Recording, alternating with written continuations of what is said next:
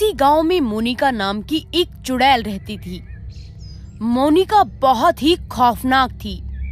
उसकी आंखें बहुत ही लाल थी और मुंह से नुकीले दांत बाहर आ रहे थे।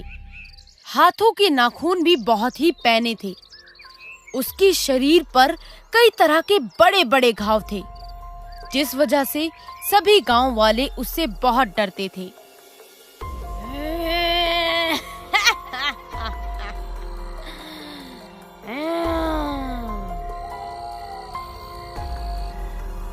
आज तो बहुत मजा आ गया।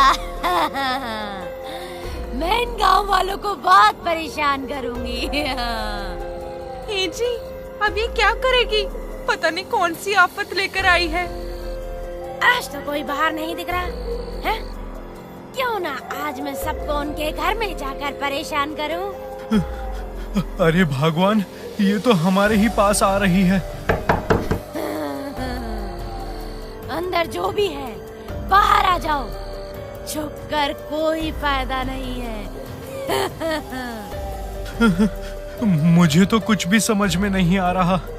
हे भगवान, कुछ तो उपाय बताओ। चुड़ैल सुनील और भारती को बात करते हुए सुन लेती है, जिसके बाद वो खिड़की के पास चली जाती है। तुम लोग यहाँ छुपे हुए हो?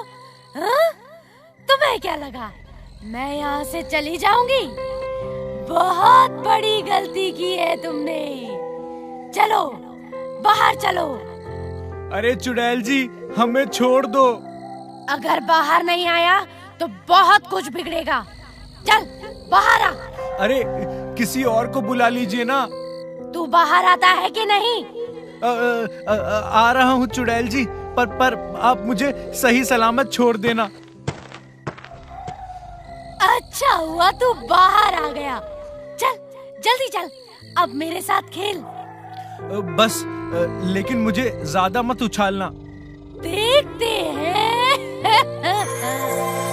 चुड़ैल सुनील के साथ खेलने लगी और उसे हवा में उछालने लगी। अरे बाप रे, अरे बाप रे, अरे बाप रे, चक्कर ही आ गए रे। बस अब मुझे छोड़ दीजिए चुड़ैल जी, मुझे ऊंचाइयों से बहुत ज्यादा डर लगता है।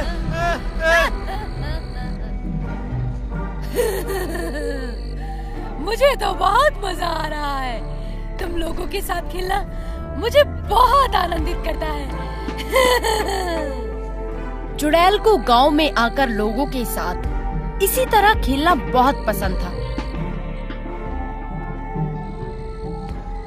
इसी बात से गांव वाले बहुत ही डरते थे। हाय राम, मैं तो मर गया। मेरा सर तो भयंकर तरीके से चकरा रहा है। हे भगवान, मर गया मैं तो। कल मैं फिर से आऊंगी। हे जी, आप ठीक तो है ना? नहीं नहीं, बिल्कुल ठीक हूँ। अरे बेवकूफ औरत, दिख नहीं रहा कि उस चुड़ैल ने मेरे साथ क्या किया है? आए, मुझे समझ नहीं आता कि ये किस किस्म की चुड़ैल है जो गांव में खेलने के लिए आती है। आए, मुझे तो डर है कि कहीं खेल खेल में ये चुड़ैल हमें खा ना जाए। अब तो मुझे भी यही लग रहा है। कल ही हमें गांव वालों से बात करनी पड़ेगी। कल तो उस चुड़ैल ने हद ही कर दी। उसने मुझे बहुत परेशान किया। लेकिन बेटा, मैंने इस बात पे गौर किया है कि वो चुड़ैल हमारा कोई नुकसान नहीं करती। अरे सरपंच जी, ये आप कैसी बातें कर रहे हैं? अगर उसका मन बदल गया और वो हमें मारने लग गई, तब हम क्या करेंगे? अरे तुम लोग खामखा ही डर रहे हो। हमें इतना नहीं सोचना चाहिए और अपने अपने काम पे ध्यान देना चाहिए। सभी लोग चुड़ैल से काफी डरे हुए थे, लेकिन सरपंच के कहने के बाद उन सभी ने उनकी बात मानना सही समझा। कई दिनों तक ऐसे ही चलता रहा। चुड़ैल वहां आती और किसी न किसी के साथ खेलकर चली जाती। लेकिन एक दिन अचानक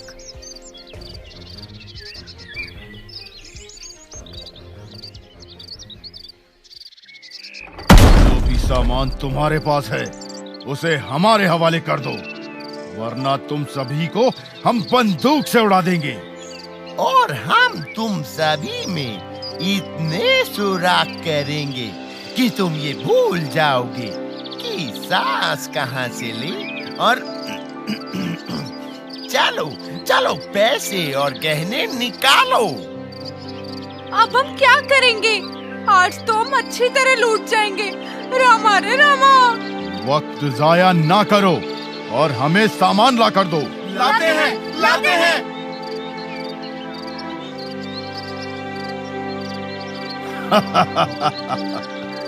तुम लोग तो बहुत ही होशियार हो। चलो अब अपने गांव के बच्चों को हमारे हवाले करो। हम इन्हें भी हमारे जैसे बनाएंगे। नहीं, हम अपने बच्चे तुम्हें नहीं देंगे। हम नहीं चाहते कि वो तुम्हारे जैसे बने। अच्छा, आपकी जुबान भी चलती है। रुको। बचाओ बचाओ, मर गई मैं तो। अरे कोई तो मेरी मदद करो। खबरदार, यहाँ कोई आया तो चुपचाप अपने बच्चे हमारे हवाले कर दो, वरना मैं इसे मार दूंगा यहीं पर। नहीं नहीं, ऐसा मत करो। वैसे भी हमारे बच्चे बहुत ही छोटे हैं। कृपया करके उन्हें हमारे पास ही रहने दो। भारती को छोड़ दीजिए, इसके सिवा मेरा कोई भी नहीं है। इसलिए कह रहा हूँ, बच्चे हमारे हवाले कर दो, वरना भूल जाओ कि तुम्हारी कोई पत्नी भी थी। ऐसा मत कीजिए, कृपया करके हमें छोड़ दीजिए। इसका मतलब कि आप राजी नहीं होंगे। मैं सिर्फ 3 तक गिनूंगा। अगर आपने हमारा कहा नहीं माना तो मैं इस खातून को सुपुर्द खाक कर दूंगा। 1, 2।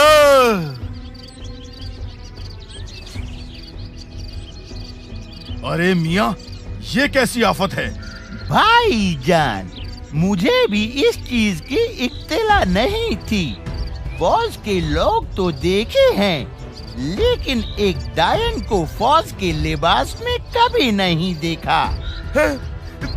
मेरे पीछे डायन है? ये क्या बकवास कर रहे हो? अरे मैं तो मर गया। ये कैसे हो सकता है? मुझे पता था कि ये बहुत अच्छी है। इन सब का सामान वापस करो। बाकी तो तुम्हें पता ही चल गया है। मैं एक चुड़ैल हूँ। जी, हम सब आपके हवाले कर रहे हैं। ऊपर वाले के लिए हमें कुछ मत करना। हमें जाने दो, हमें बख्श दो। इतनी आसानी से नहीं।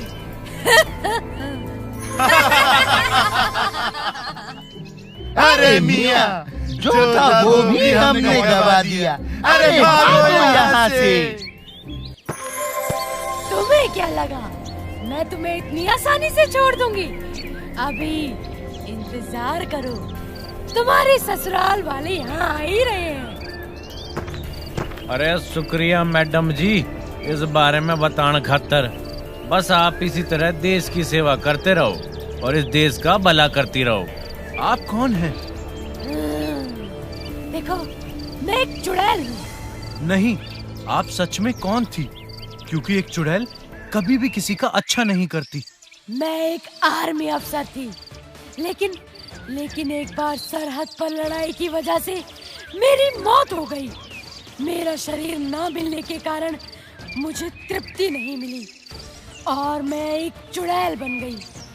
उसके बावजूद मैं देशभक्ति नहीं भुला पाई और तब से इन पुलिस वालों के साथ ऐसे ही उग्रवादियों को पकड़ती हूँ। मतलब ये सभी आपको पहले से ही जानते हैं? हाँ, मैं जब से यहाँ आई हूँ उन्हें मेरे यहाँ होने का पता है और किसी को भी इस बात से कोई ऐतराज नहीं है। हम खामखा ही आपसे डर रहे थे, हमें माफ कर देना। इसमें तुम लोगों की कोई गलती नहीं। मैं बचपन में काफी जिद्दी थी। मुझे जो करना होता था मैं उसे करके ही रहती थी। यही अब भी हो रहा है। मुझे खेलने का बहुत शौक है, इसीलिए मैं गांव में आकर किसी के भी साथ खेल कर चली जाती थी। और अब से मैं ऐसा नहीं करूंगी। तुम्हें करने की जरूरत भी नहीं है, क्योंकि अब तुम हमारे साथ रह सकती हो। तुम्हें जितना मन करे तुम उतना खेल सकती हो। हम तो डर ही गए थे। शुक्रिया सरपंच जी, पर मेरा यहाँ रहना ठीक नहीं है। मैं जंगल में ही रहूंगी, लेकिन मैं एक बात आपसे जरूर कहूंगी कि सरहद पर जो जवान हमारे लिए खड़े हैं, हमें उनके और उनके परिवारों के बारे में प्रेम और सद्भावना रखनी चाहिए। यूं इस तरह देश में हो रहे दंगों का समर्थन ना करें। जो जवान हमारे देश की सरहद पर खड़े हैं, उन्हें ये देखकर बहुत दुख होता है कि देश में शांति बनाए रखने के लिए वो अपने परिवारों से दूर हैं, पर हम खुद ही अपने देश की शांति को भंग कर रहे हैं। हाँ, और हम ये प्रण लेते हैं कि हम अपने देश के जवानों के त्याग को यूं ही जाया नहीं जाने देंगे। हम अपने देश में शांति बनाए रखेंगे और किसी भी अफवाह को सच समझकर अपना मानसिक संतुलन नहीं खोएंगे। हम भी प्रण लेते हैं। हेलो दोस्तों। हमें कमेंट्स करके जरूर बताएं कि आपको ये कहानी कैसी लगी। इस कहानी को लाइक जरूर करें और अपने दोस्तों के साथ शेयर भी करें। बाय।